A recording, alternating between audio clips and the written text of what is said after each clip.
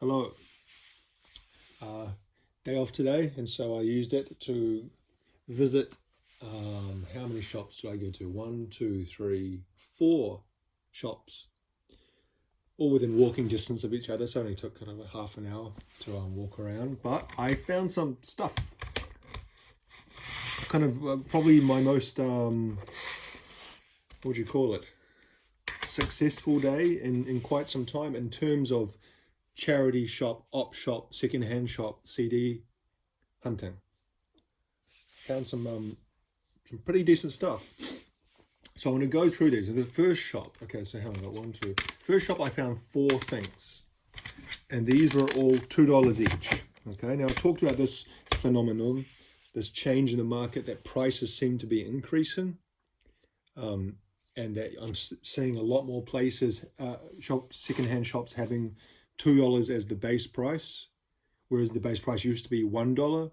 Sometimes you find 50-cent shops, sometimes you find $2 shops, but it was kind of around $1. But now it seems to be moving to $2. And that's not that big a difference. So the first shop I found four CDs, $2 each, so $8. Now some of these are quite unique and things that I never expected I would find. Now this one here, Howard Stern Unclean Beaver. I've never heard of this. I didn't even know that Howard Stern had an album.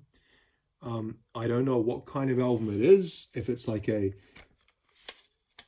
musical one, I think it is music. I think it's songs that were played on the show. It says here, I read this in the shop quickly. It says here, originally titled Howard Stern's 50 Ways to Rank Your Mother and released on Ren Rocket in 82. Okay, so this is quite old, but re-released I think in 94, it said somewhere. But I kind of bought this just on the fact that I've never seen anything like this before, and it's very unusual. Now, I've done a video, one of the very first videos I did on this channel, however, 2 years ago or something, was, I'm just looking next to me, see if I can find it quickly, was the album by Howard Stern worker or member of the staff. Here it is. Stuttering John. Why is that? And so I've talked about that. So I was quite surprised to find this in New Zealand, Stuttering John, and I'm even more surprised. And the reason why is because Howard Stern obviously was not played on the radio in New Zealand. It's an American syndicated radio show. His name, I think a lot of people had heard of Howard Stern, the name, because it's kind of it's almost like, at least back then, it entered popular culture, and you'd see his name mentioned in movies and in magazines and stuff like that. But at that time, when I was a teenager, at his peak, what was his peak? The 90s, I guess, early 2000s. I never listened to Howard Stern. The first time I heard Howard Stern is that, it's going to kind of connect to something else I'm going to talk about soon, was that when Napster first came out, I downloaded some prank phone calls, and some of those were recorded off the Howard Stern show, I remember, and someone uploaded the MP3 and people were sharing it or whatever. Anyway, I really have no idea. This could be really silly and stupid because it was from 1982. Sorry, why does the focus do that? That's really annoying. Maybe that's better. early 80s Stern would probably not be that, probably isn't aged very well at all. But like I said, just the fact that I found it and it's so unusual and unique, I thought I'd get it.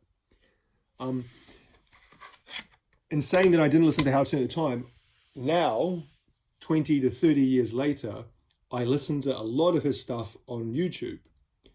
Actually, when I go to sleep at night, I kind of need to be listening to something. Well, it helps me fall asleep. Once I'm asleep, I don't need it. Obviously, I'm asleep. But then if I wake up during the night again, it helps to kind of distract my mind. Because, when you wake up at 3 o'clock in the morning, your mind starts racing, thinking about things you don't need to think about. And so if I put something on and my headphones are just in one ear, it kind of just distracts me and lulls me back to sleep. And so I usually have my headphones connected to YouTube, and I put on these Howard Stern compilations, and there are particular ones. There's some stuff I don't like, but I particularly like Eric the midget is what he was initially called, and then Eric the actor. His compilations, because he's got such a boring voice, it kind of really soothes you back to sleep easily. But on the other side, I quite like I said, the '90s into the early 2000s era of Howard Stern. I've listened to a lot, you know, way past when it was actually played initially. Um, anyway, now connected to that is this. Another thing I never thought I'd ever see, let alone in a secondhand charity shop, a Jerky Boys album. Now, if you don't know the Jerky Boys were these two guys who made prank phone calls, two American guys. And I can't remember the first time. I think I heard them. They were played on the university radio station here in Auckland, like years ago, 35 years ago or something. And you heard it, and I never knew. I just, you hear these things, you have no idea what it is. And then again, same thing. Like I said, when Napster came out, I used to download prank call MP3s, and lots of them were Jerky Boys. And the Jerky Boys were actually on Howard Stern sometimes. They actually, in some of the prank calls, they mention Howard Stern things. Like they mentioned Gary Delabate and things like that. So I looked on this. I recognize a lot of these, such as lawn equipment debate, balloon rides, Seoul Civil War memorabilia. That's a classic.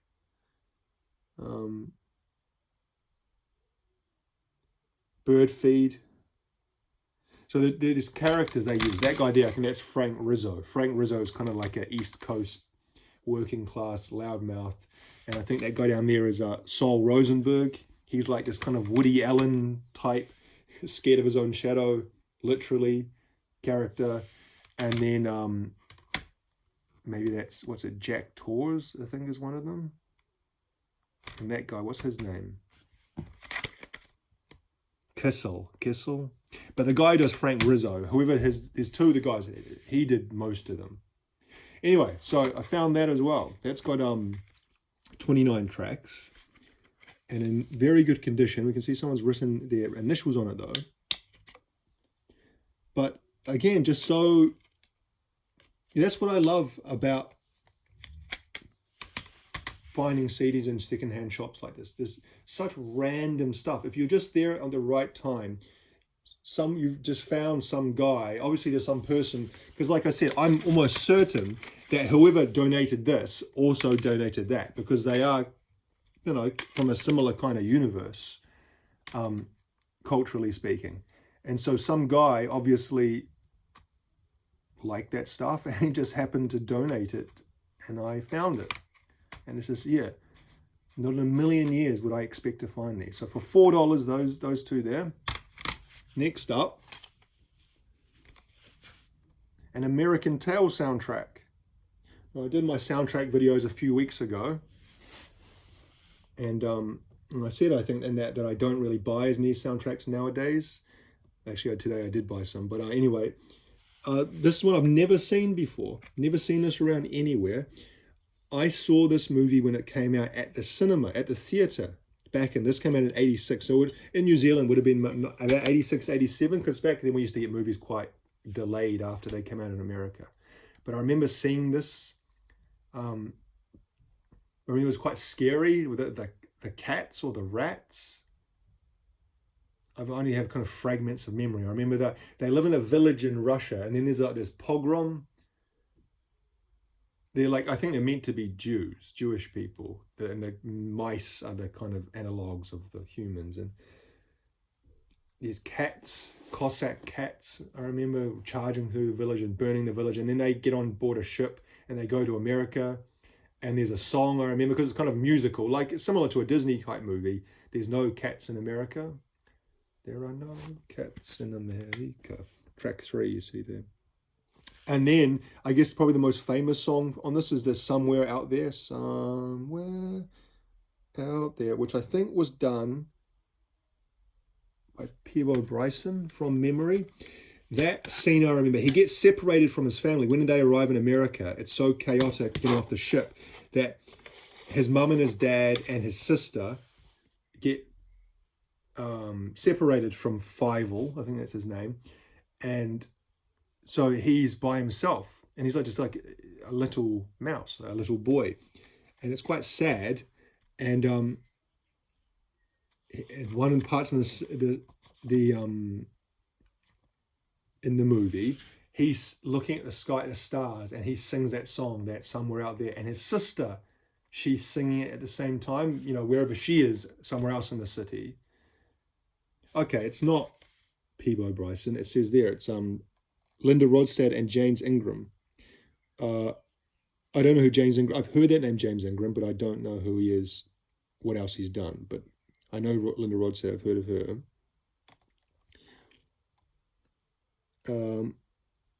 We see Christopher Plummer there. So obviously Christopher Plummer played a character. I'm not sure which one he played.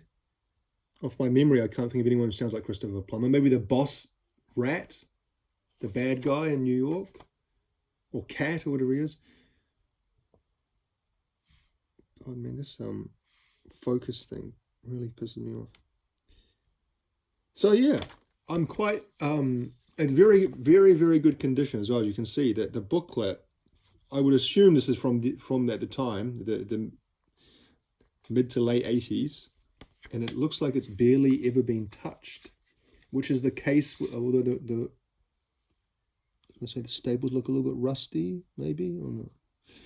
It's the case a lot with a lot of these CDs that you can tell these were bought 30, 35. That does not have a single, so I can see, is that something there? A single scratch on, I can't see anything, it looks perfect. These were bought back then in the late 80s or early 90s, and people just didn't play them for whatever reason. And of course, there's a million reasons why that could have been. They could have won this in some competition or given it as a gift and just have no interest in it. So it sits in the stacks, or the, what do you call it, the racks. People used to have CD racks in their lounge for years and decades and never touched. And then it finally gets to this time, people die maybe and just get rid of them, you know, who knows. But now the from this shop, the fourth CD, no, was it the fourth? Yes, fourth. Something I've been looking for so long. Something that's not that hard to find, but I was so happy to find it. Blur's Park Life. I owned this on cassette back in the 90s, just like I also owned The Great Escape on cassette back in the 90s. I love this album. It's a classic album. It's so many great songs on it. Girls and Boys, obviously. Park Life. This Is a Low to the End. I remember Noel Gallagher said his favorite Blur song was Tracy Jacks, for whatever reason. So it looks like they're at the track, because there's showing greyhound racing on the front, and there's the band at the track. And this kind of ties in with, look at the condition first of all before I talk about that. Again, very good condition, this. I'm going to lift that.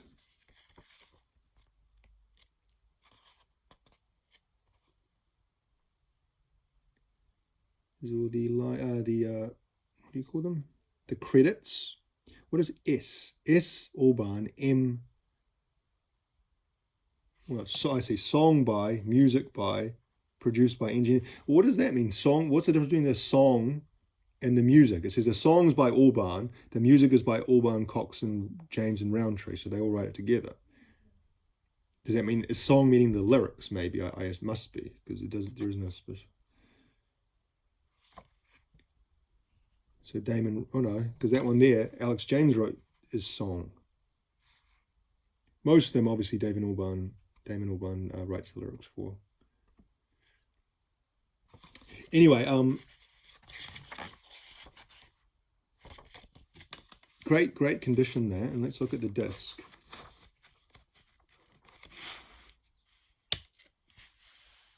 It's got some dust on it and a little bit spotty with grime or something. But it looks fun. I'm sure you could do white mist that off.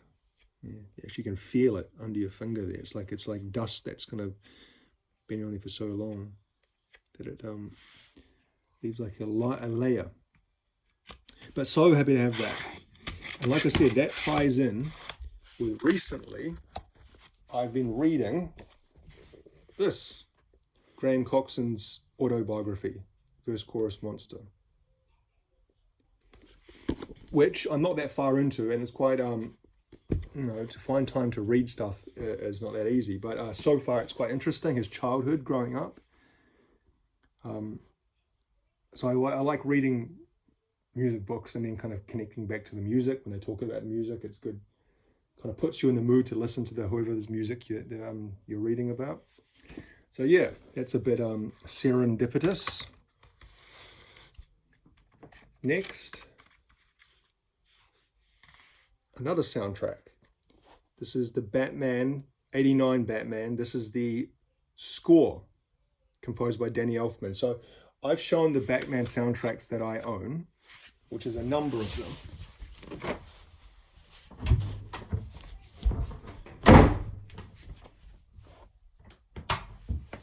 But I only had, from the first Batman one, I only had the Prince album. Prince wrote it, had an album, he had the song. It wasn't actually in the movie though, the Bat Dance one, and it's got the Batman symbol on the front of it. And I think at the time I said that it was interesting. There was two soundtracks. There was the score and the Prince one. But anyway, today, just by chance, I found this. This was $1.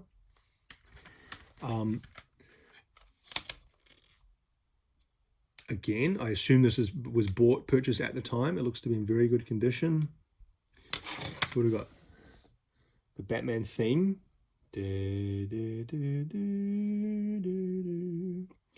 Roof fight. First confrontation. Kitchen surgery. Face off. Flowers.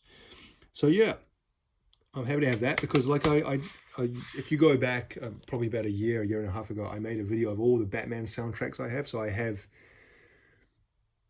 this one now, and also like I said, the Prince one. I have the one for Batman Forever, Batman and Robin, and another couple of ones maybe.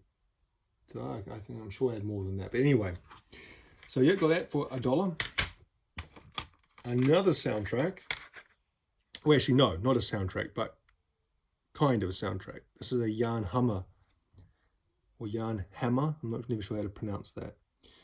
Album, Escape from Television.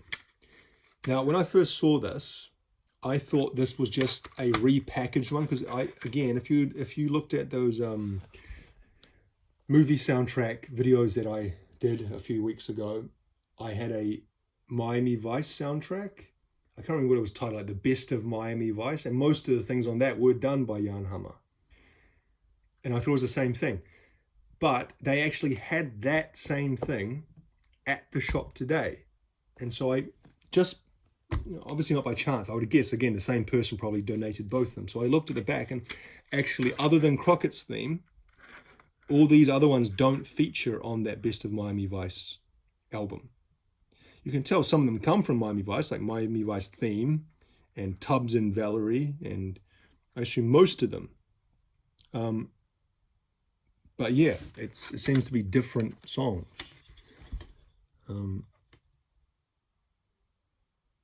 This is from 1987.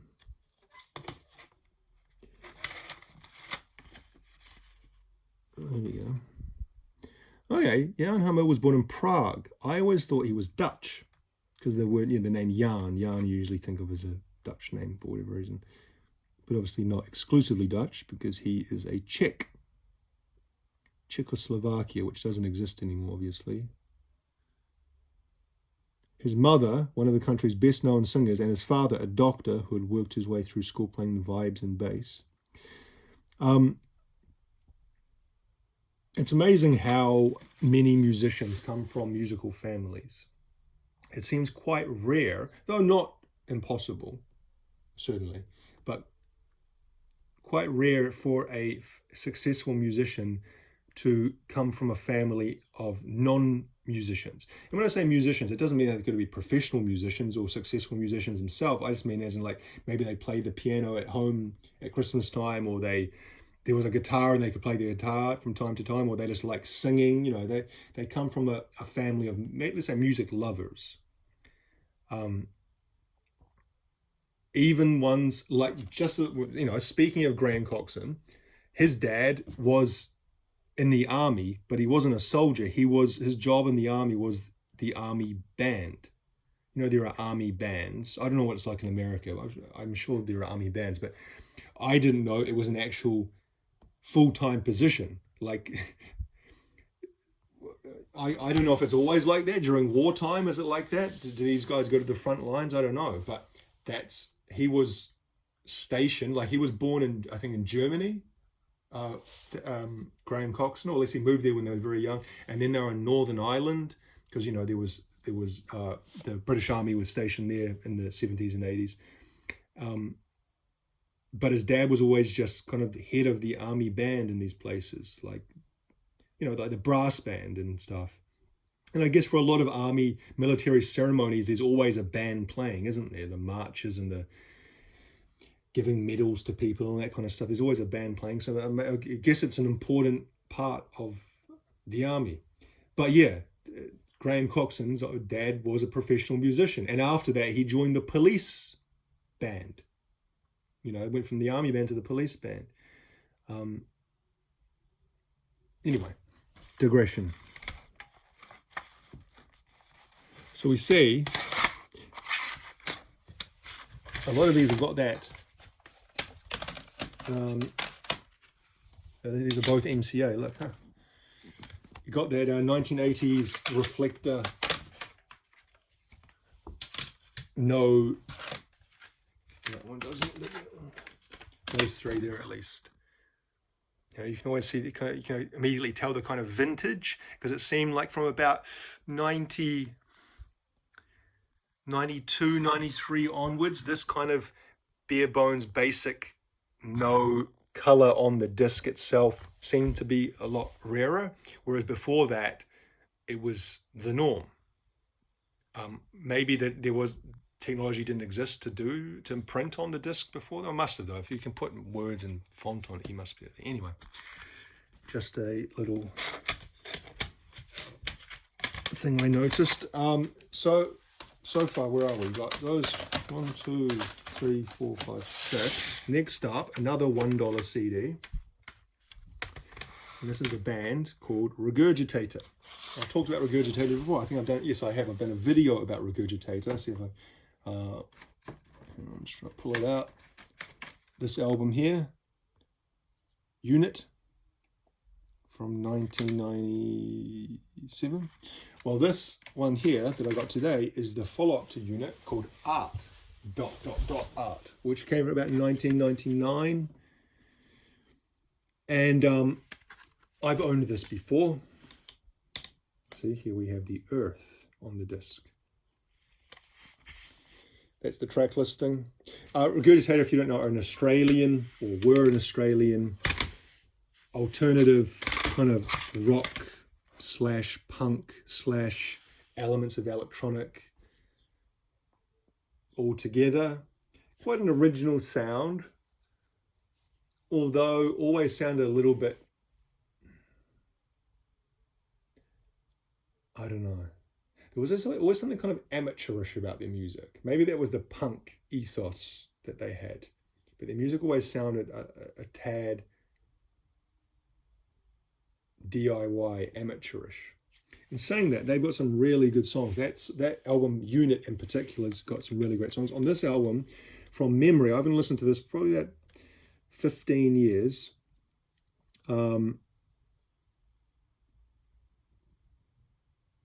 I can't even remember. I have to hear them. I recognize that the name, like Happiness.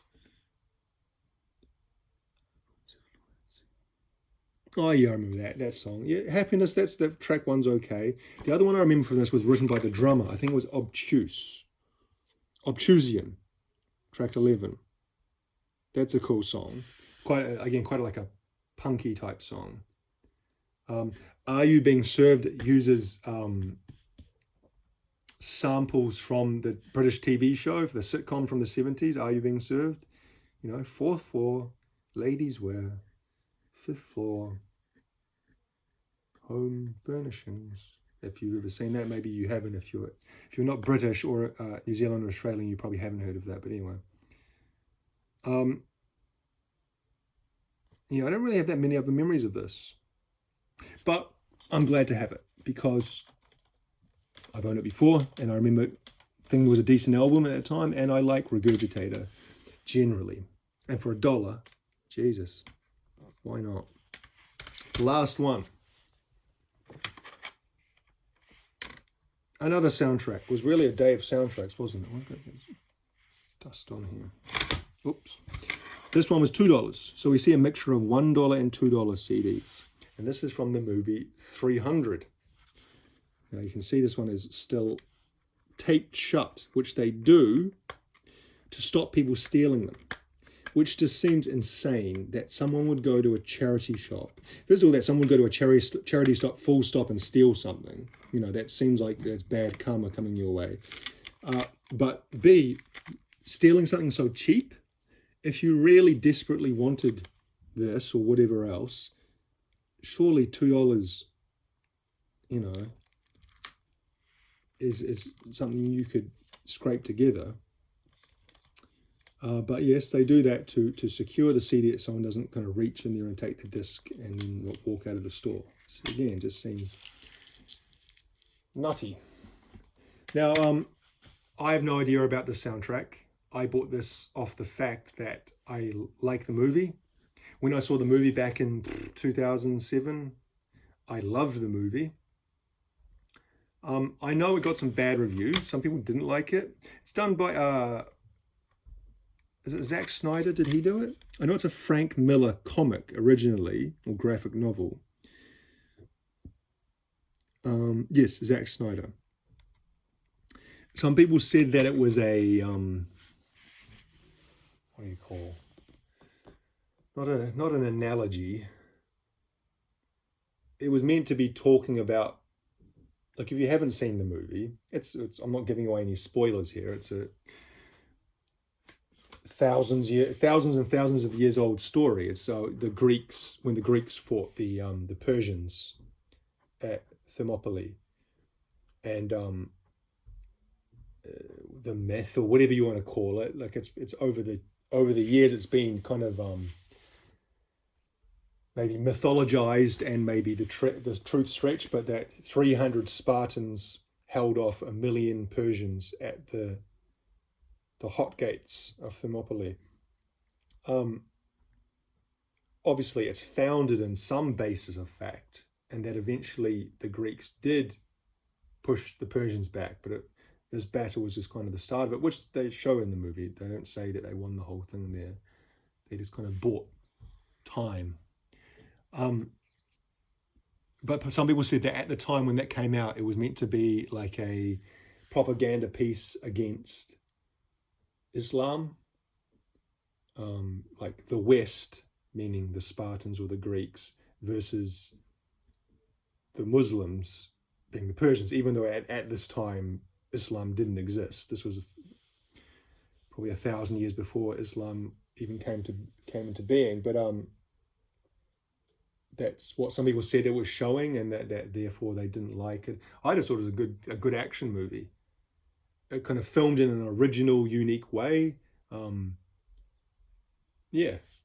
I saw it actually when I was in Japan. I was living in Japan. Must have been at 2007. 2007. Now, I remember in the trailer, they used a Nine Inch Nails song in the very early version of the trailer. I think it was, I can't remember the song. It was a song from The Fragile. I can't remember the name of it. But this isn't that. This is done by Tyler Bates. Now, I may be wrong, but I'm pretty sure Tyler Bates is a guy who works a lot with Marilyn Manson. and was the guitarist in Marilyn Manson's band for quite some time, and also co-writer for a lot of those albums through the 2010s era. So yeah, he did this. The Victory, The Wolf, No Sleep Tonight, The Hot Gates, Xerxes Tent. So yeah, I can imagine what this is going to sound like, because I can kind of vaguely remember the feeling or the mood of the music in the movie, but I don't remember exactly. But anyway, $2 for something I've never seen around before.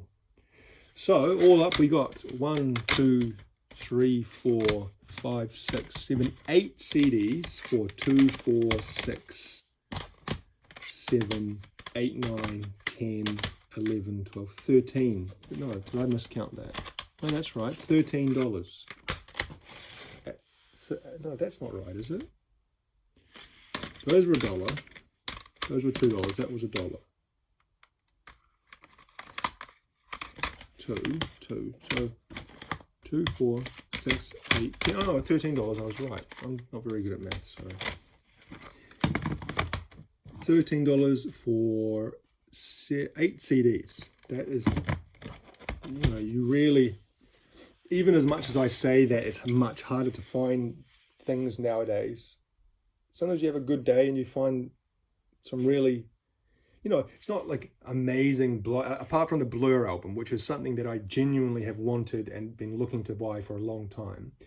The other stuff is kind of like happenstance, like, well, I happen to be here and find it, and, you know, why not? So it's not like they're amazing super duper things, but still, they're things that I'm interested in and I want.